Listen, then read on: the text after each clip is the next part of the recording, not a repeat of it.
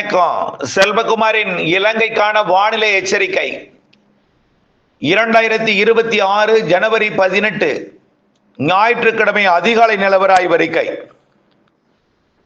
எச்சரிக்கை என்னென்ன, மழை பொழிவு எப்படி, எங்கே பார்ப்போம். தென்சீன கடற்பகுதியிலிருந்து தாய்லாந்து வளைகுடா மற்றும் சுமத்ரா தீவு வழியாக வந்து கொண்டிருக்கக்கூடிய வளிமண்டல சுழற்சி வங்கக்கடலை அடைந்ததும் சற்று தீவிரமடைந்து காற்றழுத்த தாழ்வு நிலையாகி கடலோடு இணைந்த காற்று சுழற்சியாகி இலங்கையின் தெற்கு பகுதி கடந்து, இலங்கையின் அதாவது புயல் அல்ல, காற்றழுத்த தாழ்வு நிலை பகுதி இலங்கையின் தெற்கு பகுதி கடந்து மாலத்தீவு பகுதியை நோக்கி நகர இருக்கிறது. ஏற்கனவே கடந்த சில நாட்களுக்கு முன்பு இலங்கையின் வடக்கு பகுதி கடந்து பாக்ஜலசந்தி மன்னார் வளைகுடா வழியாக குமரிக்கடல் வழியாக மேற்கு நோக்கி நகர்ந்தது போல் இதுவும் இலங்கையின் தெற்கு பகுதி வழியாக மேற்கு நோக்கி நகரப்போகிறது. ஆனால் கடந்த முறை ஒட்டுமொத்த இலங்கையையும் குறைந்த அழுத்த பகுதியாக மாற்றி இலங்கையில் பெய்ய வேண்டிய மழை குறைந்த அழுத்த பகுதி காரணமாக அதன் வெளிச்சுற்றிலே தமிழ்நாட்டிலே போயிருந்தது. அதுவும் குறிப்பாக டெல்டா மாவட்டங்கள் மற்றும் அதனை ஒட்டியுள்ள மாவட்டங்களுக்கு அதிகம் கொடுத்தது. இலங்கையில் நிகழ்வு நகர்ந்து விலகிய பிறகு குமரிக்கடல் பகுதியை நோக்கி விலகிய பிறகு மழைப்பொழிவு கொடுக்க தொடங்கியது. அதுவும் 2 நாள் மழைப்பொழிவை கொடுத்தது, ஆங்காங்கே மழைப்பொழிவை கொடுத்தது. ஆனால் இது அதை விட கொஞ்சம் தீவிர நிகழ்வாக இலங்கையின் தெற்கு பகுதி, அதாவது தென்னரை பகுதிக்கு தெற்கே, அதாவது அரை பகுதியில் தென்னரை பகுதியில் நகரும் என்பதனால, அதாவது அனுராதபுரம் மற்றும் காலி இடைப்பட்ட பகுதி வழியாக மேற்கு நோக்கி நகரும். ஒரு ஊரை சொல்றேன்னா பயப்பட வேண்டியதில்லை, அடையாளப்படுத்தினால்தான் எங்கே மழை தெரியும் என்பது அவர்களுக்கு புரியும் என்பதற்காக இந்த ஊரை சொல்றேன். அதனால இதுவும் ஒரு குறைந்த அழுத்த பகுதி தான். இது மேற்கு நோக்கி நகரும் பொழுது மழைப்பொழிவை தொடக்கும், கடக்கும் பொழுது குறைந்த அழுத்த பகுதியாக சில பகுதியில் அமைந்து கொண்டு சில பகுதிகளில் மழைப்பொழிவை கொடுக்கும். முற்றிலுமாக விலகிய பிறகு மழையோட அளவு தீவிரமடையும். அடுத்த நிகழ்வு இலங்கையின் தெற்கு புறம் வழியாக நகர்ந்து 30, 31 தேதி 29, 30, 31 தேதி நிகழ்வு இலங்கையோட தெற்கு பகுதி வழியாக நடந்து மிக அதிகன மழைப்பொழிவை கொடுக்கும். இந்த நிகழ்வும் 23 தேதி 24, 25, 26 நிகழ்வும் கனமழை பொழிவை கொடுக்கும். அது எங்கே என்பதை பார்ப்போம். நிகழ்வு நெருங்கும் நாள் 23, மழை தொடக்கும் நாள் 23 ஜனவரி 23 வெள்ளிக்கிழமை மழைப்பொழிவை தொடக்குகிறது. முதல் மழைப்பொழிவு இலங்கையோட கிழக்கு மாகாணங்களில் தொடக்கும் வெள்ளிக்கிழமை மதியம். இது படிப்படியாக இலங்கையின் கிழக்கு மாகாணங்களிலிருந்து உள் மாகாணங்கள் மற்றும் ஒட்டுமொத்த மாகாணங்களுக்கும் 25 தேதி இரவுக்குள் மழைப்பொழிவை தொடக்கும். 23 தேதி இரவுக்குள் மழைப்பொழிவை தொடக்கும். 23 தேதி இரவுக்குள். 24 தேதி இந்த நிகழ்வு இலங்கை மீது ஏறிவிடும், தென்னிலங்கையில் நிலைபெறும். 24 தேதி இலங்கையோட தெற்கு பகுதியில் நீடிக்கும், இலங்கையின் தரை மீது நீடிக்கும் 24 தேதி. இதனால காற்று குவிதல் எல்லாமே வடக்கு கிழக்கு மாகாணங்கள் மற்றும் தமிழ்நாட்டின் எல்லா மாவட்டங்களுக்கும் இருக்கும். 24 தேதி இலங்கையில் தாழ்வு பகுதியாக இருக்கிற காரணத்தால வடக்கு கிழக்கு மாகாணங்கள் மற்றும் தமிழ்நாட்டில் பெய்யும்.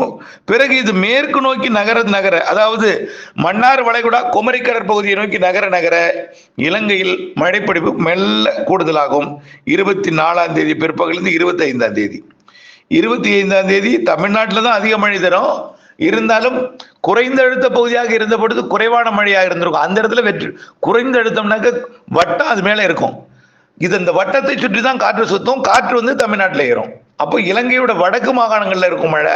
ஏன்னா இலங்கையோட தெற்கு மாகாணங்கள்ல இந்த குறைந்த அழுத்தம் அமையும் என்பதனால இலங்கையோட வடக்கு மாகாணங்கள்ல மழை இருக்கும், தமிழ்நாட்டின் அனைத்து மாவட்டங்கள்லையும் இருக்கும். 24, 25 வடக்கு கிழக்கு மாகாணங்களுக்கு கனமழை இருக்கு. இதுல கிழக்கு மாகாணங்களை விட வடக்கு மாகாணங்களுக்கு 24, 25 கனமழை தெரிகிறது. இது 25 தேதியும் தமிழ்நாட்டுக்கு தான் மழைப்பொழிவை கொடுக்கும். 26 தேதி தமிழ்நாட்டுக்கு கொடுக்கும். வடக்கு மாகாணங்களுக்கு நல்ல மழைப்பொழிவை கொடுக்கும். யாழ்ப்பாணம், காங்கேசன்துறை, முல்லைத்தீவு மற்றும் நெடுந்தீவு, தலைமன்னார் போன்ற பகுதிகளுக்கு. 26 தேதி இது முற்றிலுமாக இது விலகி போன பிறகு, மேற்கு நோக்கி விலகி போன பிறகு 27, 28ல மழைப்பொழிவை தொடங்கினாலும் இருகாற்று இணைவு இல்லாமல் ஒற்றை கிழக்கு காற்று மட்டும் இருக்கும் இலங்கைக்கு. அதனால மேகமூட்ட வானிலையும் ஒரு மிரட்டலோட போயிட்டு இருக்கும். அப்ப மழை எத்தனை நாள் சொல்லியிருக்கிறோம்? இப்ப இதுல 23ஆம் தேதி வடக்கு கிழக்கு மாகாணங்கள், 24ஆம் தேதி வடக்கு கிழக்கு மாகாணங்கள். ஆனா அதுக்கு முன்னாடி கொஞ்சம் தொடங்கும், நெருங்கும் போது தொடங்கிட்டு அப்படியே லோ பிரஷர் ஏரியா தென்னிலங்கையில ஏறிடும். அதனால தென்னிலங்கையில மழை இல்லாம வடக்கு கிழக்கு மாகாணங்கள், கிழக்கு மாகாணங்களோட வடக்குல அதிகமா இருக்கும் 24, 25. பிறகு இந்த நிகழ்வு மேற்கு நோக்கி நகர நகர மழைப்பொழிவு கிடைத்தாலும் பெரிய மழை இருக்காது. ஏன்னா ஒற்றை கிழக்கு காற்று மட்டும் இருக்கும். குளிர்காற்று எங்க இருக்கும்? தமிழ்நாட்டில் இருக்கும். குளிர்விக்கும் அமைப்பு இல்லாமல் ஒரு கிழக்கு காற்றால் மட்டும் அது மேகமூட்டத்துடன் காணப்பட்டிருக்கும். அப்புறம் அப்படியே பார்த்தீங்கன்னா மேகமூட்டம் கூட உருவாக சாதகம் இருக்காது. தெளிவான வானமாக தான் இருக்கும். கிழக்கு காற்று இருக்கும், சாரல் காற்று இருக்கும். சாரல்னு சொல்ல முடியாது, குளிர்னு சொல்ல முடியாது, காற்று இருக்கும், கிழக்கு காற்று இருக்கும். அடுத்த நிகழ்வு இலங்கைக்கு தெற்கு புற வழியாக நகரும் 29ஆம் தேதி. இலங்கையோட தரை மீது ஏறாமல் ஹம்மந்தோட்டாவுக்கு தெற்கே, காலிக்கு தெற்கே இந்த நிகழ்வு நகரும் பொழுது இலங்கையின் ஒட்டுமொத்த பகுதிக்கும் காற்று குவிதல் இருக்கும். ஆக 29, 30, 31ஆம் தேதி நிகழ்வு தான் இலங்கைக்கு நிறைய மழைப்பொழிவை கொடுக்கும். இந்த 24, 25, 26 நிகழ்வு கிடையாது. 23, 24, 25 இலங்கைக்கு, தமிழ்நாட்டுக்கு 24, 25, 26. இலங்கைக்கு 23, 24, 25 மழைப்பொழிவை விட 29, 30, 31 நிகழ்வு தான், 31ஆம் தேதி வரக்கூடிய மாத இறுதி நாள் நிகழ்வு தான் வலுவான மழைப்பொழிவை இலங்கைக்கு கண்டிப்பாக கொடுக்கும்.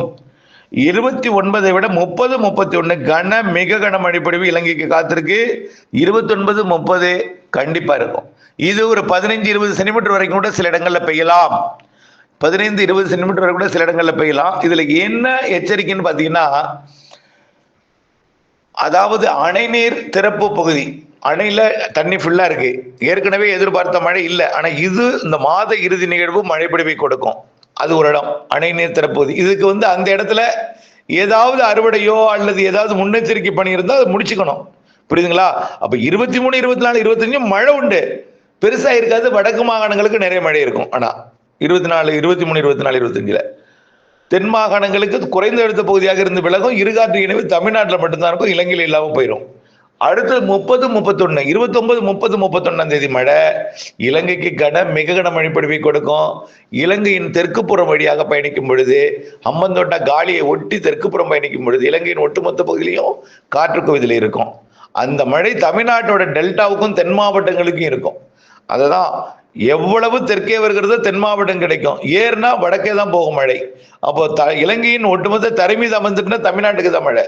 இலங்கையோட தெற்கு பகுதியில் அமைந்தால், இலங்கையின் தெற்கு தரைப்பகுதியில் அமைந்தால் இலங்கையின் வடக்கு கிழக்கு மாகாணங்களுக்கு மழைன்னு சொல்லியிருக்கோம்.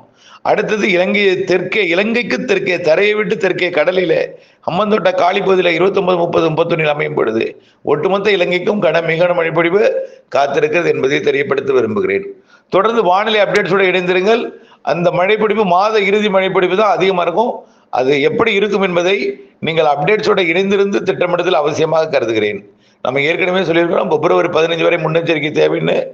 ஆகவே கண்டிப்பா பிப்ரவரி என்ன, மார்ச், ஏப்ரல்லையும் மழை இருக்கு இலங்கைக்கு இல்ல, தமிழ்நாட்டுக்கும் இருக்கு. நிகழ்வுகள் அடுத்தடுத்து காத்திருக்கு. கண்டிப்பா இலங்கைக்கு மழை மார்ச், ஏப்ரல்லையும் இருக்கு. இணைந்தே இருங்கள் அப்டேட்ஸுடன். நன்றி.